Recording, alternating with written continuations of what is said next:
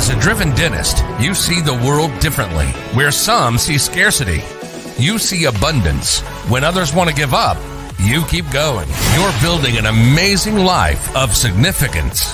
That means you can't rely on ordinary advice from ordinary advisors to get to your goals. You want advice that's going to help maximize your net worth so you can take even better care of the people you love, the causes you care about, and make your dent in the universe. But the fact is, this advice remains hidden because relatively few professionals are well versed in them, and the extremely affluent don't care to let you know about them. Join us as we pull back the curtain to reveal the often hidden advice and strategies used by today's most successful individuals and families. Welcome to Dental Wealth Nation. Here's your host, Tim McNeely. Hey, I am so excited to have you with us today. And wow, do we have a program for you. By the time we finish today, you're going to know how to build your ideal office for your practice. You're going to have insights into the building process, but more importantly, you're going to feel empowered to take the next steps. And I'm so excited. We have a local architect, award-winning architect, by the way, Steve Kieke here today, who's built multiple dental offices over the last 38 years, and he's going to help share some of his knowledge and insights. And Steve, welcome to the show. Thanks, Tim. Good morning. Thanks for having me. Oh my gosh, I am so excited to just pick your brain because I'm a big proponent if a doctor is able to being able to get out there and own some real estate as part of building and maximizing their net worth. And before we kind of dive into, should you buy, should you own, what does building out your office space look like? Give me a little bit of background of who you are and how you got started being an architect. I decided at an early age that that's what I wanted to do to make a living. I probably my very first drafting class in junior high, about 7th grade, saw some blueprints on the wall of an A-frame and thought, I could, if I have to work for a living, I guess that's probably something I could do. And pretty much went right after it and graduated from high school early, went to Cal Poly, got my degree, got my architect's license at a pretty early age. Initially started my own firm in 1988. Did multiple dental offices in that iteration. Then joined a design build entity in 2000 as a vice president and head of their architecture arm, and did that for 11 years. And gosh, we did dozens of medical facilities during that time, a lot of ambulatory surgery centers. So for the oral surgeons, that kind of came into play, the whole Oshpod thing, but a lot of general dentistry and some specialty stuff too. Since 2011, I've been back to sole proprietorship, and I have a nice little army of helpers, and we're still doing medical projects when they come along. And we especially like dental offices. Yeah. Oh, what is it about dental that you enjoy? Well, again, we talked in our, kind of primer discussions about the importance of the equipment supplier and the role that they play in that whole process. And they help the dentist, with a lot of the practical decisions. So. Okay, excellent. Now, a lot of times the doctors I'm working with, they're going through a decision, right? They may have bought their practice and they're leasing some space and their lease is coming up and they're thinking, it'd be really nice if I bought some real estate, if I bought a building and built it out. What are the things that the doctor, right? What are the things you should be thinking of if you're looking to acquire some real estate or some space in a strip mall or even an existing office? What are the considerations and things you should be thinking through as you may be considering ownership of your office and stepping away from leasing? Well, I think most of your inline tenant opportunities in multi-tenant buildings are unfortunately limited to leasing. I have done a lot of projects in the past that we actually did commercial condos, so you could actually purchase that, and they're there are a lot of buildings in our town, and I think probably in other communities it's probably even more prevalent, where you can actually purchase a portion of a much larger building.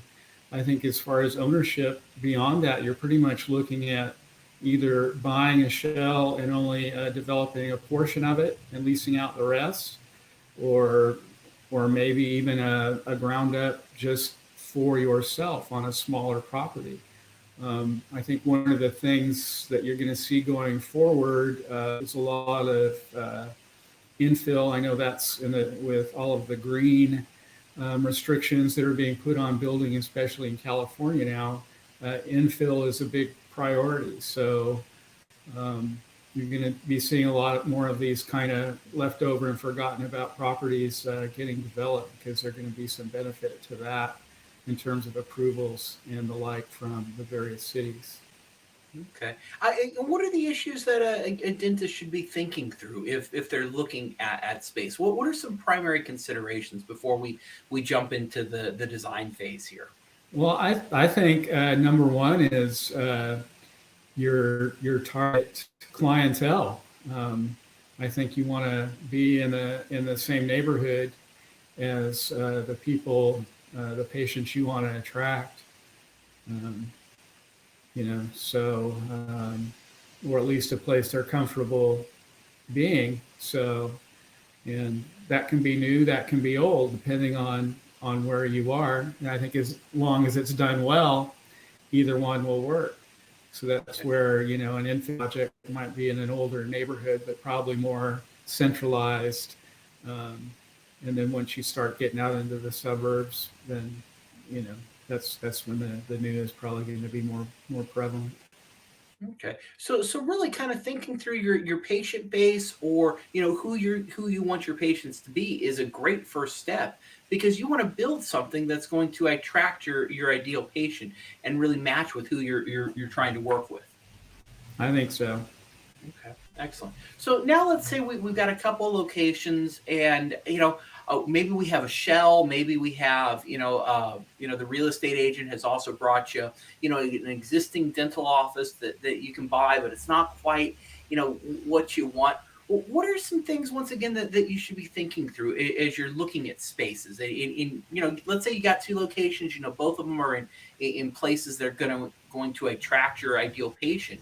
But one, we've got a total build out versus doing a rehab. What are some things, issues, and considerations we should be looking at in those two scenarios? Well, I think if it's a rehab, I think you need to look at your practice and how you operate, how you where you sit relative to the patient. And again, that's sort of depending on what you're doing. It's different from one specificity to another in some cases. So I think you just need to see if you can make it work for yourself. And then depending on how old the property is and something like that, the ADA rules are changing constantly. So that would probably be the other concern, where you might find that you're having to do a little more tear down than you initially thought, either to make bathrooms accessible, make hallways wider, make doorways wider, things like that. Again, depending on, it's probably, if it's built in the last 15 years, it's close to okay. But again, they issue a new building code every 3 years, and the ADA rules get tighter and tighter every 3 years. So, okay. All right. And then as far as a shell, that's pretty much a blank slate, and pretty much in any scenario like that, for your plumbing and getting your junction boxes to your chairs, you're going to have to cut the floor. And 100% of the time in a dental office, the first thing you're going to do is going to go in and cut up the concrete floor. So at least you don't have to do that in a remodel, or not a lot. You might have to shift some plumbing, but not a lot. Now, I know a lot of times that this task can feel daunting to a doctor, or they may oversimplify the process. So, years ago, my wife and I wanted to build some pillars and put new lights in the front of our house. And so, my neighbor had some great pillars. They looked awesome. I said, "Who built those for you?" And he gave me a name of someone, and I contacted the person. And I said, hey, I want to build some pillars in the front of my house and put some lights on them. He said, great, I'd be happy to help you out. Where are your plans? And I thought, huh? Plans? I just want, and he's like, Yeah. no, I need plans before I can build anything. And that's really where you step in, isn't it? Is building and designing and giving some plans to someone so that you know what things are going to look like and really have a good sense of how everything's going to function. I would say, yeah, that's my primary function. I actually think it's beneficial before a lease is signed or a sales document is signed that I have a go at it. In the case of a lease in an inline building, obviously that shell building is there, so it's been through a zoning approval process, and you're probably not going to have to do any special zoning process to get the dental office in there. Maybe if they have to check the parking, you might have a little process to go through for that. But in a ground up, you're going to want to make sure that the zoning is right, and that the property is big enough to fit the size of office you want and accommodate the parking you need for that site. And it's pretty much really that simple. It's just math. Honestly. You know what? I think you just hit on something really important that I want to dive into just briefly because it really is important to me. And I think some of our listeners may have missed it. But you said before you sign a lease, before you sign a sales agreement, it's a good idea to have you or someone else take a look to make sure that the space is actually going to work. Why is that? And why does that matter so much? What are some issues someone can run into, right? If I sign a lease and I come to you and say, Steve, I got this great lease. Check out this building. I want to put a dental office in it. What are some issues I might run into if you haven't taken a look at it first? Well, the actual configuration or shape of the building may not lend itself to your layout. In an existing building, probably the exterior doors are existing for the most part, so that's going to dictate some of the flow. And depending on the size of the office, if it's big enough that a second exit's required, then that also has to exit properly. Again, I've got a situation already used up all of their parking, and so now I've got a tenant that wants to come in, but there's no parking to accommodate them. So we're having to go through a process to make that work. So, and there are processes for those kinds of things where you hit the wall. Yeah, there's a whole list of those sorts of things. Okay, so really a little bit of planning up front, right? If for example, you're considering buying, a multi-location building, and you're going to put some tenants in there, maybe build out a custom suite for yourself. If you haven't done the upfront work, if you're not sure that the parking is going to support everything, you could find yourself with a building that you actually can't develop the vision then. Exactly. So when we start getting into the actual design project, who are still the people involved, right? Who's going to be on our team, right? Who do we want on our team as we're starting down this road of acquiring real estate, doing development, and building out your own office? Well, obviously, want the dentist, the principal, and we want to avail ourselves of their experience. As an architect, I know a little about everything and everything about nothing. So the first thing I have to do when I start designing a project, especially a space plan for a profession like a dentist, I have to put myself in their shoes. So I listen to them, what they want. I look at examples. If I like this layout, those sorts of things. Some, dentists and specificities like open sort of arena type arrangements. Others like individual, very privatized sorts of things. And so I've seen a lot of different ways and approaches to all of that.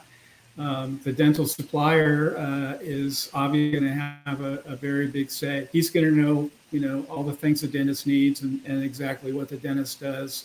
It's similar to when I do a restaurant. I get a kitchen consultant that comes in and I get a list of that's, same with the dental supplier and a dentist's office, except they play probably an even bigger role in driving the whole thing. Then I will fold all of that information into the other things we talked about, the things you have to have, the restrooms, the exiting being done properly, the waiting room the right size, a lot of those sorts of things, and make sure that it fits, whether it's into a shell or onto a property, and make sure that it works in those kinds of ways.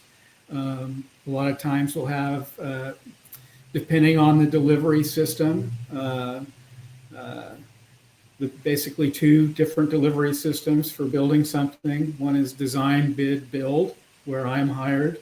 I work with the owner. I come up with a set of plans. We then put those plans out to bid to several different contractors. That's design, bid, build. The other is design, build.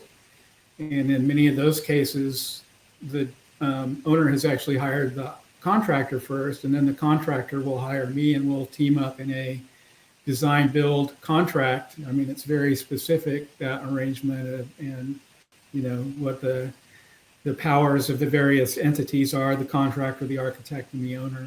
But it then becomes a partnership, and that's why I like it. The contractor is far better at controlling costs than the architect is. The architect and the decisions made with the owner about the look of the suite tend to be surface things. When you're talking about a plumbing fixture, there's a lot more. There's pipes and multiple pipes and valves and connections and all sorts of other things that come into it, and the contractor's the one who has to keep track of all those nuts and bolts. And really, architects make lousy cost estimators. But all of that said, in a design build scenario, you're locked into that general contractor. They may be able to get, for example, most of them do what's called open book contracting, and they will get 3 bids in every trade. They'll get 3 plumbers, 3 electricians. So the owner sees the range of costs for each of those trades, and then they can pick one. But you're still married to that contractor, where in design bid build, you got multiple contractors bidding the whole enchilada, and I'm there. I'm guarding the hen house, as it were, making sure that they're all bidding apples to apples and those sorts of things. So I kind of run interference for the doctor in that situation. Gotcha. Right. So really, there are ways to build something out. There's design build, and then there's design build bid. So those are kind of the 2 ways that you do this, correct? Yeah. Or design bid build. Design build build bid. Yep. Bid build. And so bid build. Yep. And so one of them is where the contractor is coming to you, and they're right. You can't replace that contractor. He may be getting bids on all the subcontractors, but like you said, Right. they're not bidding on the whole enchilada, so to speak. Right. Okay. Is there a preference? Do you see pros and cons of one model versus the other? Well, I think the early involvement from the contractor is helpful in controlling costs. But I also think that hiring a contractor is a lot like a marriage. So it has to be somebody you can really trust, and maybe even had experience before. So, I don't necessarily advise doing the first one, design build. Maybe you do the first project, design bid build, and develop a relationship with the contractor, and you find that one you can trust. And then, but that's really the key. So it's really a question of how much do you trust that particular contractor, or you may not know a contractor, or you may just want to be sure you get the best price. So, when you have 3 contractors and they're competitively bidding against one another, the best price wins the day most of the time. So. All right. Yeah, right. But you got to make sure you are comparing apples to apples, because the Right. Yeah, you have to make sure they're qualified, and exactly. And again, that's you'll find unscrupulous people in every trade, but you'll find contractors that they might find something that's not right in the plans, or left out of the plans, and they will not say anything until they've been awarded the job, and then they sign the contract, and the next piece of paper they hand you is a change order for what the architect forgot. That doesn't really fly. shouldn't fly, but they try it. So. Okay. All right. So, you've worked with a number of local dentists here in Bacon. And there was one you were working with who built a generic building and really customized the space they were working. Can you talk us through some of the challenges that you had during this project and how you overcame them and what some of the design considerations were when you were doing this? Well, when you're designing a commercial building shell, the considerations are pretty universal, not just to a dentist. I mean, you have to have visibility and ease of access, and you have to feel safe and secure. So that means you know, a parking lot where it's well lit and no lighting corners or things like that. Even in the nice parts of town, you have to do that, but pretty much everywhere commercial properties have, and like a dental office, you may end up in the winter, getting out of there when it's dark or whatever. So you want it safe and secure. You can ease of access. It's got to be easy to find. It's got to be easy to park. And then once you get inside the building, again, you kind of start out by laying out the site and making sure that the parking works, and you're then left with a buildable rectangle in most cases. But your next step then is to plug in that dentist's, perfect suite in terms of the layout, minimizing steps, maximizing the function, making sure that he's got all the equipment that he needs, and that the patient flow and that the staff flow is proper and good, and that you have all the things you need in that regard. Things properly segregated, and keeping people out, patients out of where they're not supposed to be, and then also making it calming for patients. I know I'm a nervous dentist goer, so I think anything you can do to make them light and airy and clean and just again calming, a babbling brook, whatever, to rest the patients. And again, I think the efficiency of the layout is beneficial to the staff. And then when their particular space, break room, whatever, that you're not stuck in a room with no window, that maybe they're looking out onto some landscaping or something like that, to make that downtime for them beneficial. Okay, so really little things like just a window in your staff room can really help you maximize the quality of your physical space when you're doing things. I think so. I really place a high priority on natural light, and I know in a lot of dental environments you have to be more controlled with that. But at least in your public spaces, where your patients are, where they're waiting, again, that's where that anxiety is building for some. So whatever you can do to, put some nice landscaping outside the window, and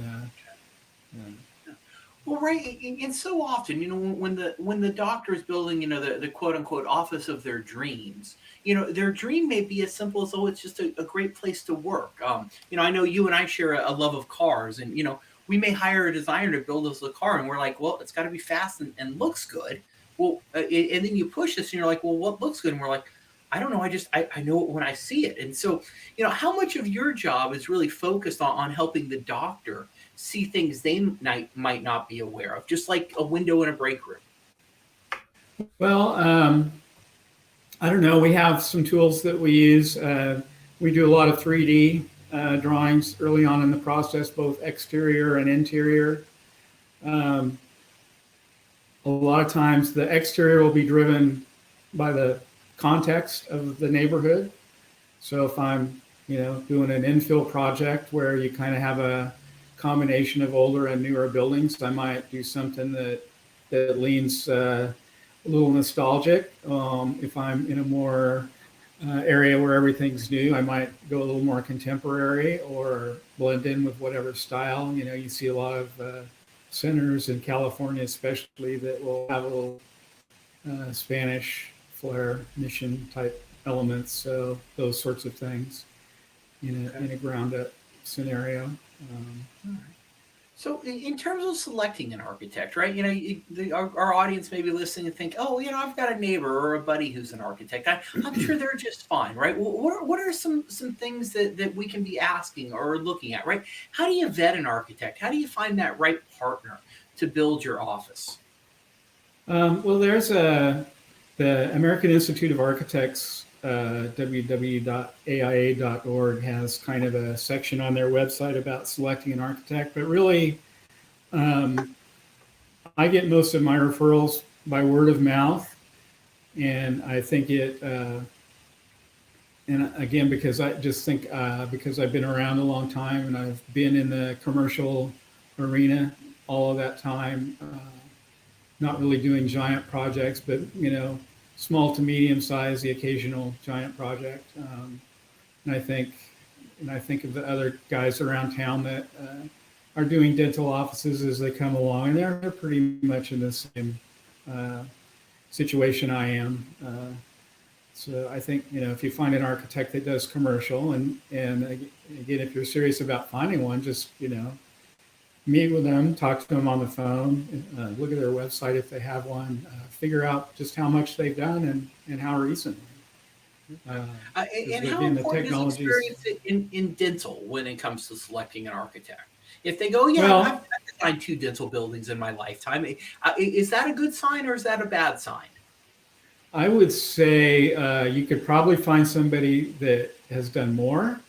But I would also say that it's not necessarily a bad sign, depending on where that architect has gotten their education.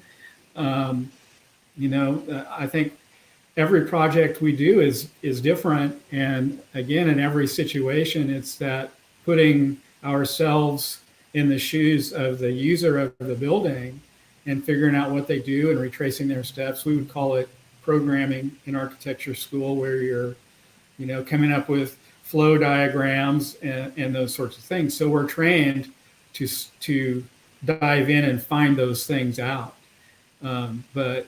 So doing it the first or second time might not always be a problem, but the more you do, the more you find the potholes, as it were, and you just learn little things, the little idiosyncrasies. And again, it's that way with a dentist's office or a restaurant or a hotel, each one of those different things. So we're trying to ferret those out as best we can. Now, now post-COVID here, right, is we're starting to enter really the recovery, as we're starting to hopefully be on the tail end of this thing as best we can tell. The economic recovery seems to be, impacting office space industries in different ways. So, for example, the tech industry, they've told a lot of their workers, you never have to come back. You can stay at home.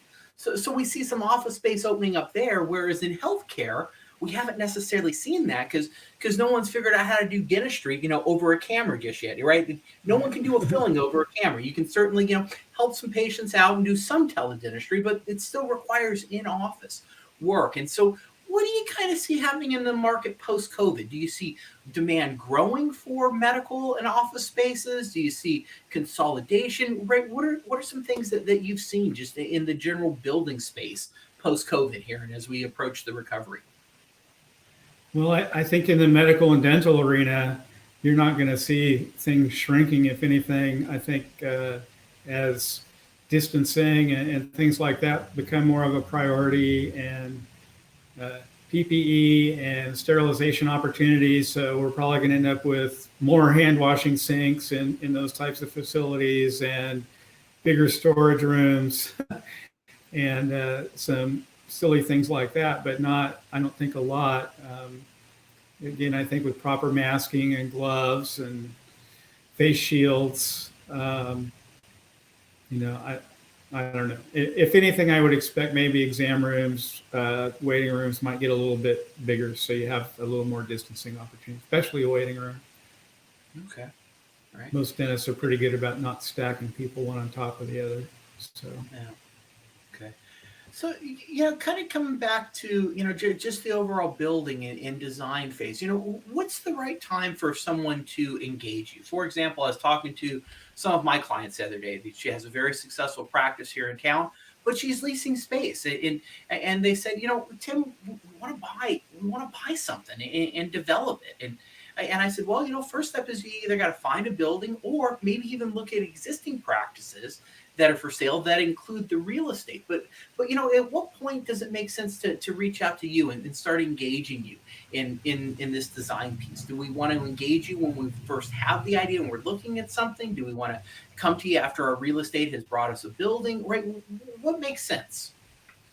Well, I think that before you sign any sort of lease or purchase agreement, you need to give that design professional at least a look. Will this work? Is it the right size? Is there enough parking? Again, depending on the scenario, lease, purchase, whatever, all of those things would come into play in either scenario.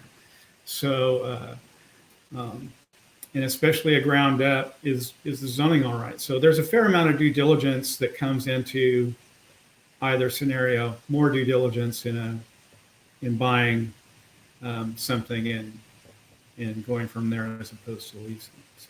Okay, excellent. All right, and Steve, if someone wants to get in contact with you, how can they find you? How can we get in touch with you?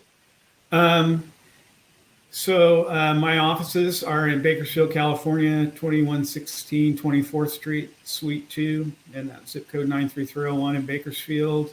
My website is www.slkarchitect.com. My phone number is area code 661-330-0785. And my email is slkarchitect@gmail.com.